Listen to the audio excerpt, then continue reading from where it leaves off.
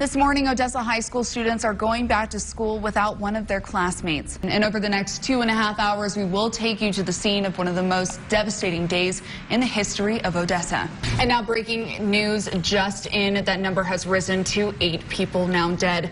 We have the details of 3 in Midland and 5 in Odessa. We're trying to give you as much information as we have. Again, I want to recap if anyone's just tuning in. MCH just had a press conference around 7:45. And this morning, the FBI calling this type of mass shooting extremely rare, and that's because it was mobile. And right now, we have more than 15 crime scenes that are being investigated. You are looking at exclusive video from our helicopter of where the scene ended Saturday afternoon. This should show you some true perspective to how this incident ended, and you can see a very active investigation with evidence markers and stunning images of those gunshots gone through the windshield of that mail carrier van. Well, we started off with breaking news this morning. We are hearing reports of a mass shooting at a high school in Southern California. And according to the Associated Press, there are at least 6 hurt at Saugus High School in Santa Clarita. You had the 2 ladders from above, and then you had also your crew from below, as you said, really focusing on the exterior. And now they're actually inside the building. Can you talk about the containment and what the situation is currently right now? And breaking news just into the studio. We are following an explosion in Midland County. We're going to take a view from our Citibank Sky Tracker that shows that explosion. One person is in critical condition. 52's Jake Eichstadt joins us live from the site just outside of Midland. Jake, what is the president expected to talk about during his visit? And here in the Permian Basin, currently we have 126 active rigs, and usually that's, you know, times 3 the amount that we normally have. So this is definitely needed for our community. So it's good to hear that people are coming, no matter who you support, to try to come and support our community. It's mid 70s, low 70s, so that's quite nice right now this morning. Enjoy it. Then you'll want to switch to some iced coffee because, yes, by 5 p.m. we are definitely going to be hot. And what was supposed to be a typical day fishing turned into a scary moment for a family here in Texas. Andrew Grande noticing a massive alligator heading right towards his 4-year-old daughter. Yum. Barbecue. It smells so good. It sure does. Well, welcome back. We have our favorite chef here, Chef Steven Gonzalez with HEB Cooking Connection. Raining cows and steers today. It was pretty intense. Yeah. Say it one Better more time. than cats and dogs. Cows and steers. The sun will come out on Monday. Make sure that you've got the extra stuffing for the turkey.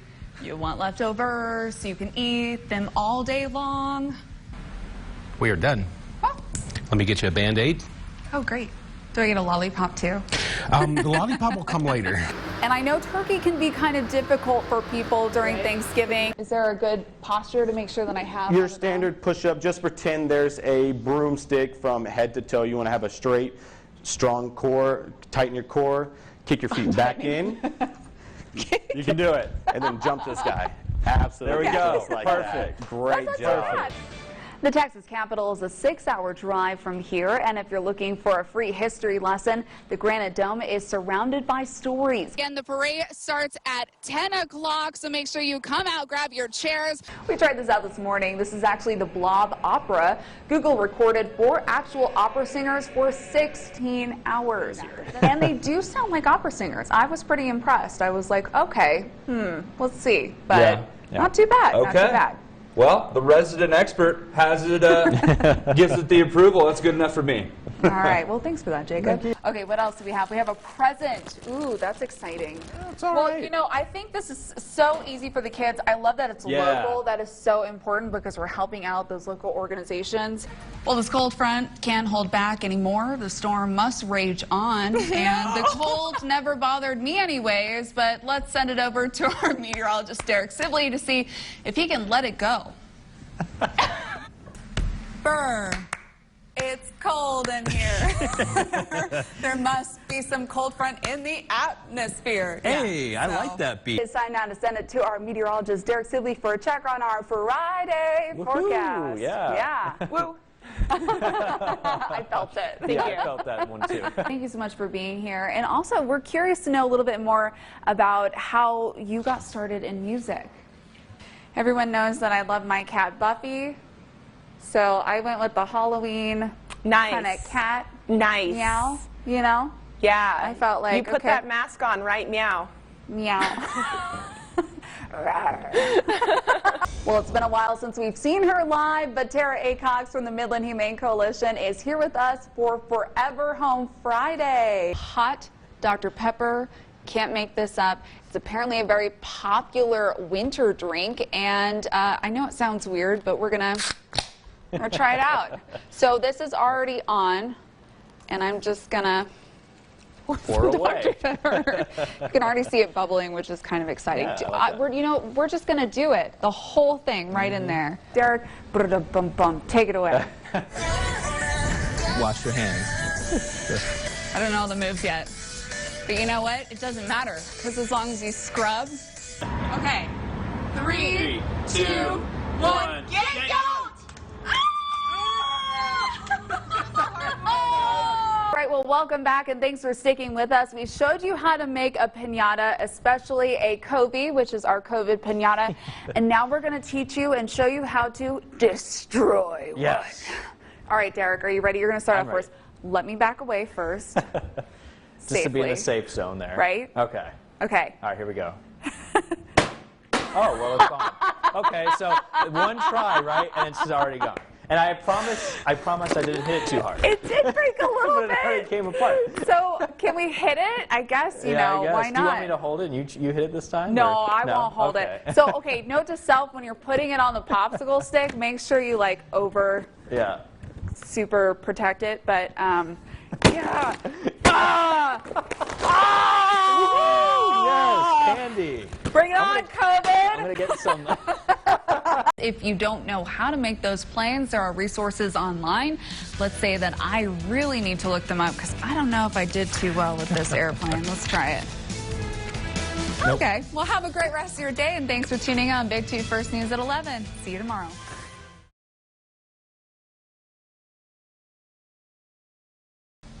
We have met heroes who stepped up during the August 31st mass shooting, and one of those heroes is just 11 years old.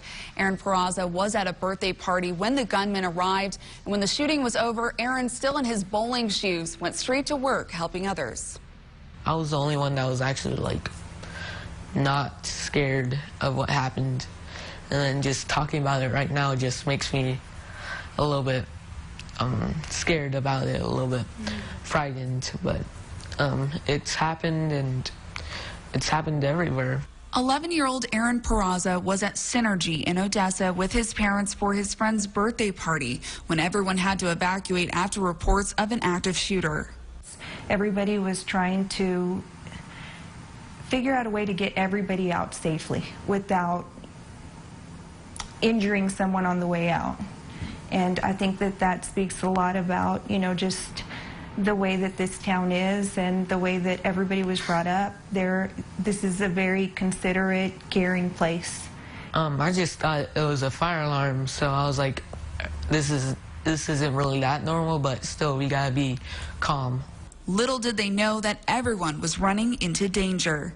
But in this life or death situation, this brave young man, only in 6th grade, stepped up and helped others. And I turned around to his side, and there he is with an elderly lady holding her arm and talking to her and escorting her back to the side of the building. And I said, all right, he's exactly where he needs to be at, comforting someone. And that's what I was proud of. Everyone close to me was just about to cry, and I had to breathe, and I was like telling everyone, just breathe, we're going to be okay. The police got to the guy, and we just gotta be calm about this. And we're all in that movie theater, and there's the 3 children that were part of the birthday party.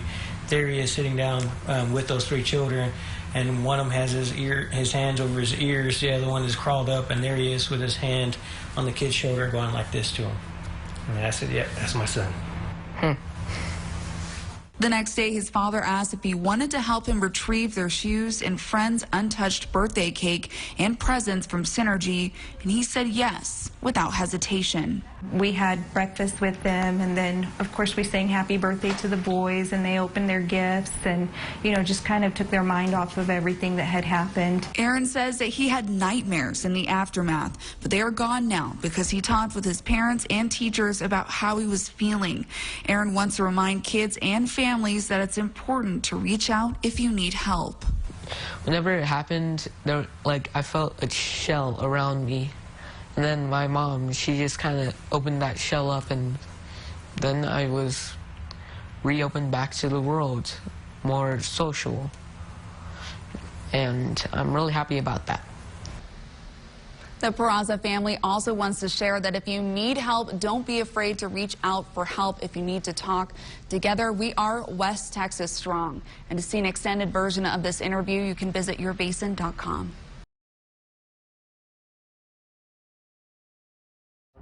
I'm in front of the VFW Post 4149 here in Midland, and they've been closed for 5 months due to the pandemic. But this is not just a bar, it's a home. It's a place for veterans to come to connect, to find resources, to network, and more importantly, to counsel each other. Let's take a look.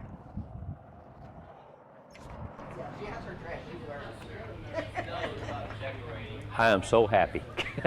I'm so happy Governor Abbott opened us up, let us open up to, right now we're open to 50% capacity, and man, it feels like a big monkey's been lifted off our shoulders, a gorilla's lifted off our shoulders.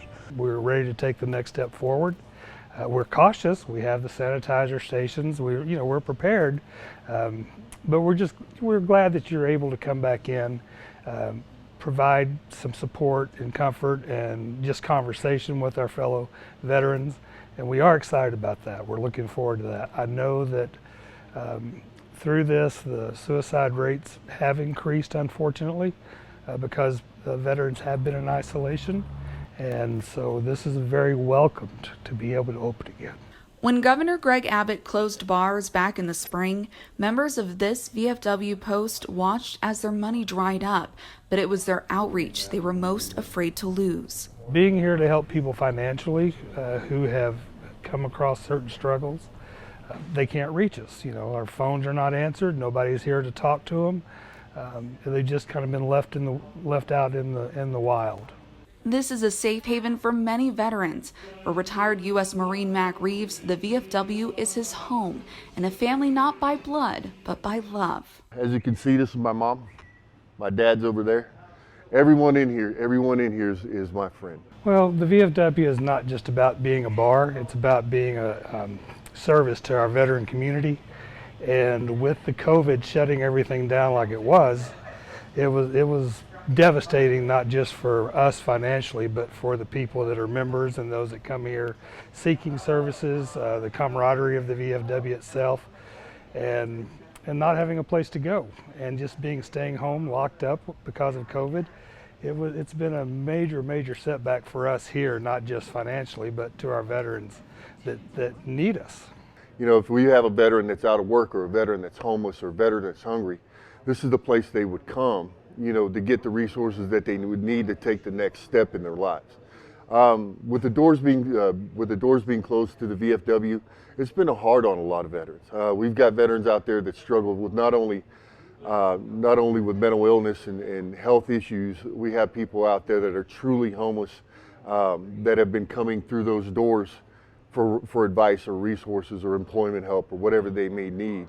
And that's where they would come find it, is here. But now the family is back on track to helping veterans, being a home away from home, and they hope everyone in the community will join them.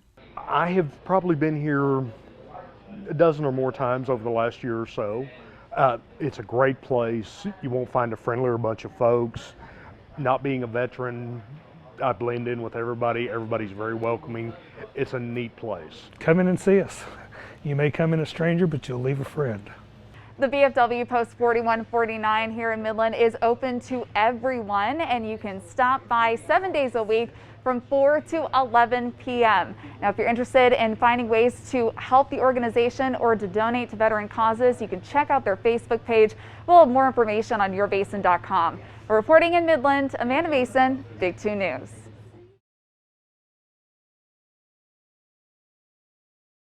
For the first time, many families in the basin are asking for help during the pandemic.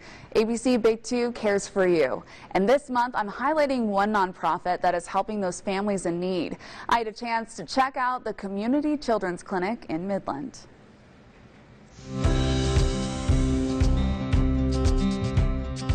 We all should have the mindset that everyone gets what he or she needs.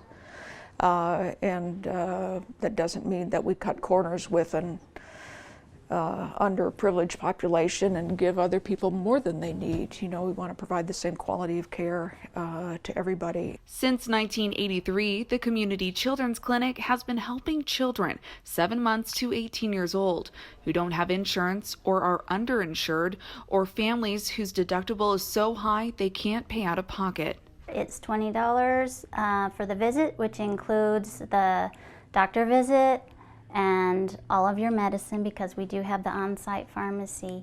And if you are unable to pay, we will still see you. So I don't want people to be afraid to come because they don't maybe not have the cash at that time. The lower price is thanks to the help of organizations, private donors, and churches throughout Midland. And then I'll have you sit up here on this table here, and Mom will be here. Unless you're scared, then you can always sit with Mom in her lap. Registered nurse Sherry Henderson has been working with the clinic for the past 14 years. Here, I always show the kids it's not sharp. And Lana Jones is the clinic's pharmacist. I love talking to my patients and making sure they understand how to use the medicine and answering any questions they may have. So I just talk to them.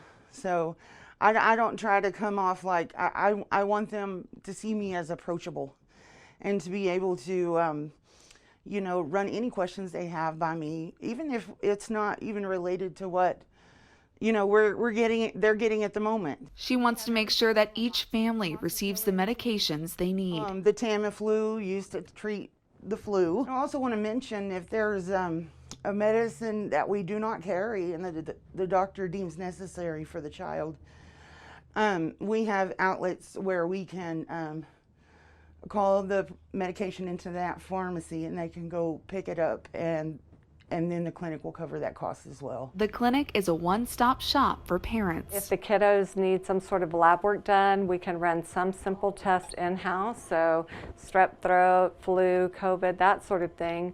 And then if the child needs blood work drawn, we'll draw it here and send it out to the lab. The clinic wants parents to know that it's there for them whenever they need to get care for their kids. Mom and Dad don't have to decide, am I going to buy groceries or am I going to take my child to the doctor? That way, you know, kids get sick in a hurry, and when you have to delay that treatment, they can get really sick fast. And so the clinic being here, I think, is a godsend for most parents. The Community Children's Clinic is a provider for the Texas Vaccine for Children program, which means clinic patients who qualify may receive free childhood immunizations at a scheduled visit. Now, the clinic is also currently pursuing to become a COVID-19 vaccine provider. Now, they will notify ABC Big 2 News if they qualify and when the vaccine will be available for children. And the Community Children's Clinic is also in need of interpreters. This gives them a chance to ease parents' mind and also ease the medical staff, ensuring that they are able to understand what is going on with each child. You can find more information on yourbasin.com. And in honor of National Adoption Month, courts across the country host an adoption celebration. I was honored to attend the Midland ceremony and spent time with one particularly extraordinary family on their journey to make a difference in the lives of 3 young boys. Here's their story. I'm getting adopted. How do you feel about that? Happy, and I feel like people want me now. 9-year-old Devin became an official member of the Guillotte family during a celebration in Midland honoring November's National Adoption Month. But he's not the only one. His 2 brothers, 12-year-old Jordan and 10-year-old Ty, also becoming members of the same family. I finally felt like I had a home. I was really happy that we're all a forever family now. The last couple of years, they've been separated, and even the way the state had them up for adoption, they were separate. And so this is an opportunity that they didn't realize would ever come to them, that they would actually get to be in a home together and grow up together. When their parents, Shauna and Hank Giat, reached out about the 3 boys, they had no idea at first that they were brothers. Oh, so out of 7,000 plus kids in the state of Texas up for adoption, they were the 2 sets that we picked to inquire about. So when they told us they were brothers, we instantly said, well, we want all 3. Ellen Griffith, an associate judge for Child Protection Court for the Permian Basin, says it's a challenge for siblings to get adopted together. Many are separated and sent to different parts of the state. We have a shortage of foster homes, not just here, but definitely here, but we have a shortage of foster homes across the country and across Texas. We have children who come into CPS custody and they are placed in Houston. But after 16 months, Hank and Shauna's home officially grew to a family of 7. With their biological 10-year-old son, Taylor, their soon-to-be 3-year-old adopted daughter, Anna Lynn, and these 3 boys they call their own. These boys are like my boys. I love them as if I gave birth to them. And really, I know we're providing them a home, but they are, I always tell people, they're a bigger blessing to me. You are now officially Team Giat. Yay! Yay! We made it. As of September, there are more than 6,500 children and teens in the state of Texas legally free for adoption. The Giats want families to know that these kids all deserve a chance. Yes, it's tough. Yes, it's enduring, but it's well worth it. There's no more rewarding thing than to change the life of an individual. And there is still a need for CASA volunteers, which are court advocates for children. They also need foster parents and adoptive parents. If you are interested in learning more about making a difference in a child's life, please visit yourbasin.com for a list of resources.